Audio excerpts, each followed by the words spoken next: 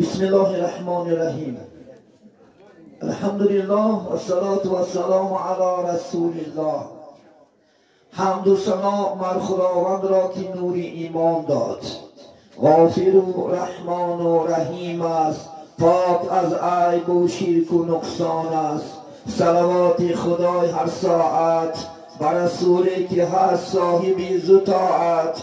نام پاکش محمدی عربی است، رهنماینده و بزرگ و سبی است.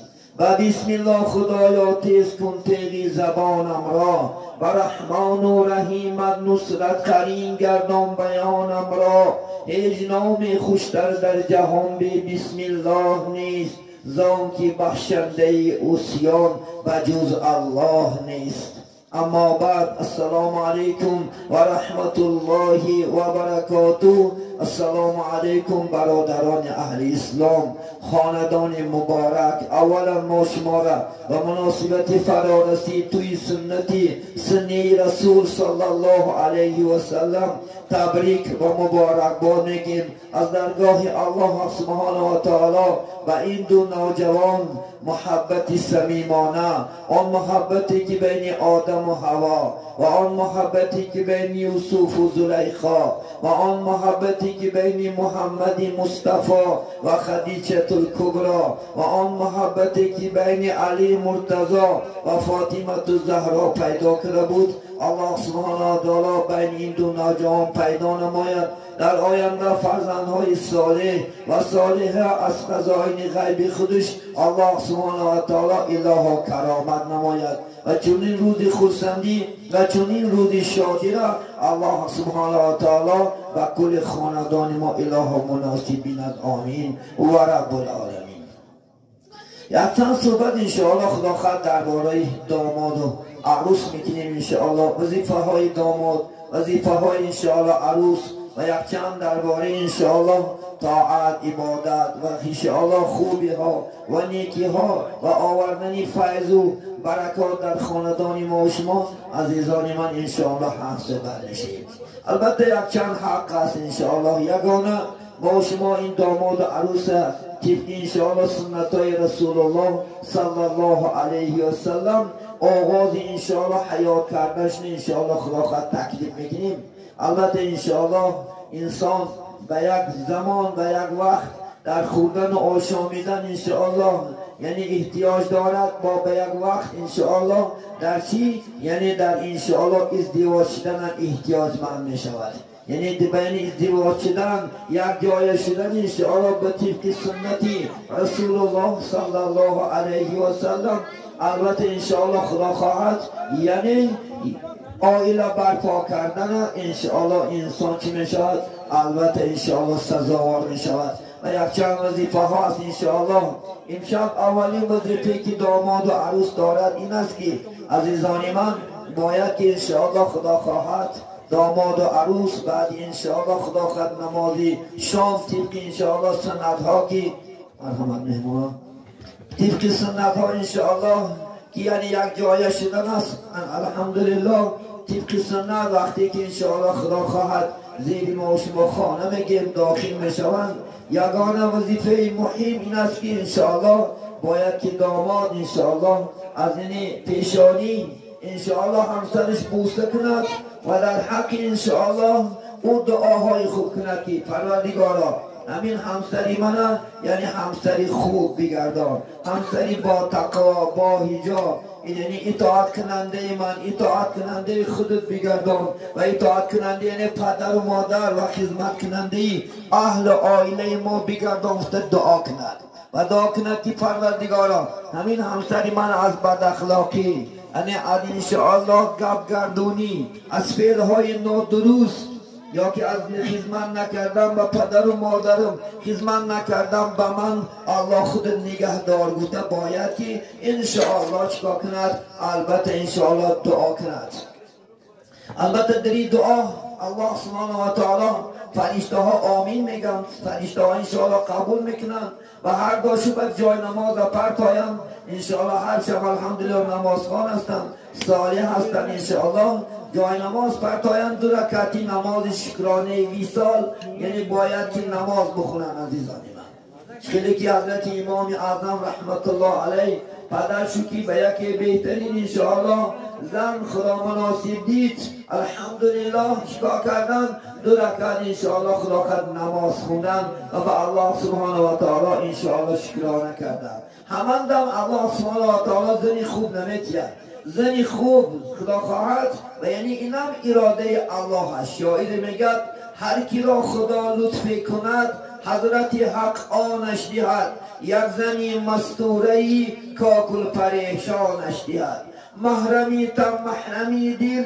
محرمی جانش دهد دختری خواجه و بنت ایشانش دهد یعنی اینم زنی خوبم انشاءالله و خاندانی ما شما عروسی خوب اومدنم اینم انشاءالله چی بدست مرحمت الهی بدست اماندم الله سبحانه و تعالی زنی خوب نمیتید ببینید هر کی را میگه لطف کند اگر خدا مهربانی کند ما شما را زنی خدا خواهد پارسا زنی خوب زنی فرمان بردار انشاءالله میداد است اینم از جانب الله از خدا خواهد انشاءالله چونکه رسول الله تنکهول مرأة باربعتین نکاح کردن شازم بچه ها چیز گفتند یکی خدا خواهد علی مالیه یکی مالدار میکاوند یکی بچه ها هستن که جای یک دختری مالدار پدرش یک نسبی کلوند است یک پولدار است خونه زیبا ماشین دارد بعد ها مالدار میکاوند بعد ها میگد لی نسبی نسبش میکافت است که پدرش در کلام کاری کلون باشه و من همون دخترشم چیکار کنم یعنی خاندار شد ببینید بعد ها میگه لی جمالی برای جمالش دختر میکافته بجان یک دختری خوشرو باشه بجان یک دختری زیبا باشه و من خاندار شد بعضی ها گفتن چی؟ لی دینی دیندار میکافت علیکم بذات دین پیغمبر شما همون دیندار نماز خوان طاعت کن عبادت کننده حجاب داره گیریم البته الله جمالشم میتید الله انشاءالله نه منصبتم بالا میکند الله انشاءالله خدا قد تو فیلی وی در خاندانت فیض و برکاتم الله سبحانه و تعالی نازل میکند گفتی شیخ سعدی زنی فرمان برداری پارسا کند مردی درویش را پادشاه نگه اگر زنت پارسا باشه خداجو باشه خدا ترس باشه نماز خوان باشه سحر با وقت میخستگی باشه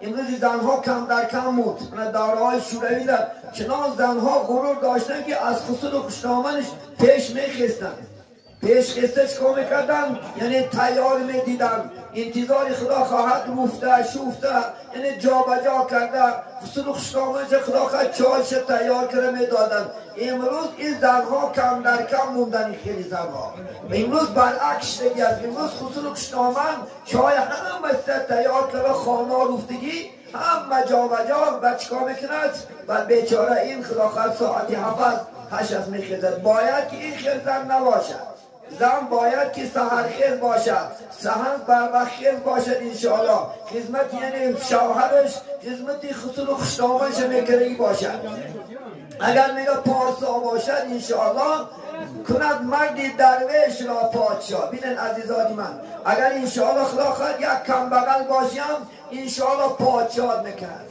همه روز غم خوری غم مدار که یاری موافق بود در کنار میگه روز میگه چقدر زحمت میکشی چقدر انشاءالله خدا خواهد مهنت میکنی شب اگر یاری غمخوارت باشه از کار بیایی و با یک لطف با یک مهربانی با یک چهره کشاده با یک قواقی کشاده میگه اگر قبولت کند هیچ غم بخور پیغمبر بزرگ من زنهای بیشتر برای شما وصف کنم فقط التماس گپور است وزنین انشاءالله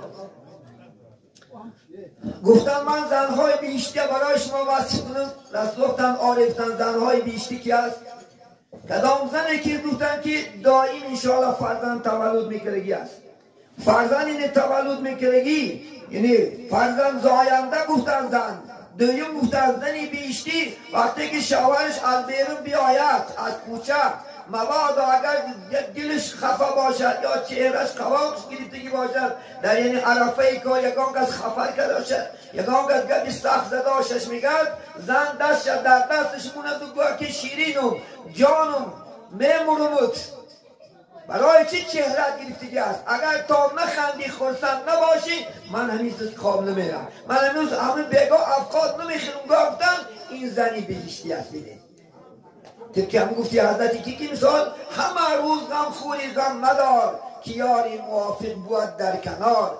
دلارام باشد زنی نیکخواه و از زنی بد اله پناه. میگه زنی نیکخواه زنی عبادت کننده طاعت کننده چی است؟ و آرام جان دل است. میگه از زنی بد اله پناه. خدا نگه دارد که زنت بد باشد در همین عالم دوزخ شما است. این سوره آیت مبارکه سوره بقره است. اعوذ بالله ربنا آتنا فی الدنیا حسنه و فی الاخره حسنه و قنا عذاب النار.